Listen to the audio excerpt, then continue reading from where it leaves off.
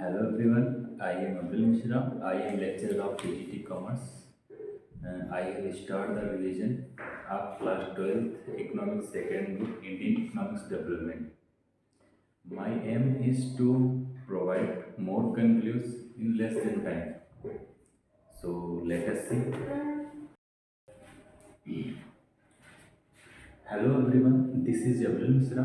I am discussed about Indian economy on the eve of independence class 12.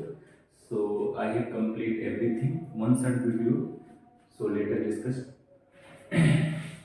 First question है origin of British rule. British rule की उत्पत्ति कहाँ से हुई? तो बैटल ऑफ प्लासी हुआ था 1757 में, जिसमें हमारे ब्रिटिश युद्ध जीत के, जो बैटल हुआ था वो जीत कर वो इंडिया पे घुस गए। इंडिया में घुसने के बाद लगभग उन्होंने 190 ईयर्स तक हमारे रूल किया, यानी कि 190 साल तक हमारे देश पर शासन किया। आफ्टर दैट 1947 में इंडिया गेन इंडिपेंडेंस, यानी कि 1947 को हमारे देश को आज़ादी मिली। तो इसमें आपके दो क्वेश्चन कंप्लीट हो जाते हैं कि बैटल ऑफ प्लासी 1757 में हुआ और वहीं से हमारे ब्रिटिश रूल की उत्पत्ति हुई, जो आपको एमसीक्यू में देखने को मिल सकते हैं।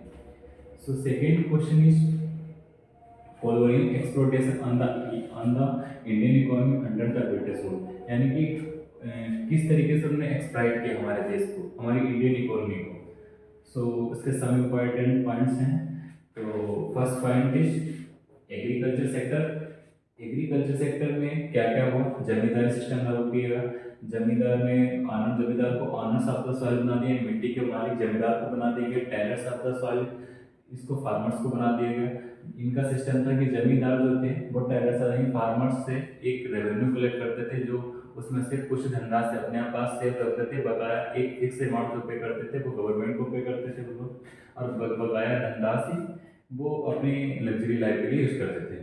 सेकेंड पॉइंट है इंफ्रास्ट्रक्चर सेक्टर। इंफ्रास्ट्रक्चर मीन्स होता है कि उन्होंने कुछ ऐसी चीज़ें बनाई हैं जो हमारे देश में, जैसे railways, bank, administrative office system, ये सारी चीज़ों का उन्होंने बनाया, लेकिन बनाया वो अपनी सुविधा के लिए, लेकिन उससे हमारे देश को भी काफ़ी लाभ मिला। इस the third point is industrial sector, जिसमें जो है डीके ऑफ हैंडीक्राफ्ट, जो हाथ से बनाई चीज़ों का बिल्कुल यूज कम हो गया, कि वो लोग मशीन में प्रोडक्ट लाते थे और वही बेचते थे, सेल करते थे यहाँ पे। Fourth point is demographic sector, इसको पॉपुलेशन सेक्टर भी बोलते हैं।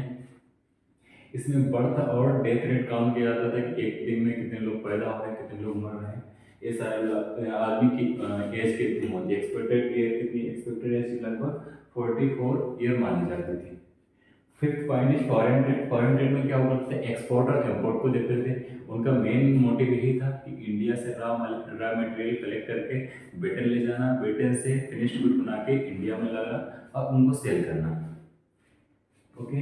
Six point is occupational structure. इसका स्ट्रक्चर क्या था, किस तरीके से हमारी इकोनॉमी थी वो अनबैलेंस हो गई। हमारा 73% लगभग एग्रीकल्चर पर डिपेंड थे, 11% लगभग प्राइमरी सेक्टर में क्या होता है, जैसे बिल्डिंग बनाने वाले हो गए, बिल्डिंग कंस्ट्रक्शन हो गए, और वर्कर हो गए इंडस्ट्री में, जो स्मॉल स्केल इंडस्ट्री में वर्कर्स हो गए, ये सारे प्राइमरी सेक्टर में आते हैं। 16% लगभग सेकेंडरी सेक्टर में। सेकेंडरी सेक्टर में क्या होता है, जो गवर्नमेंट एम्प्लॉय हो गए या जो बड़ी लार्ज स्केल इंडस्ट्री में वर्क कर रहे हैं, ये सारे सेकेंडरी सेक्टर में हो जाया करते हैं। Okay, thank you.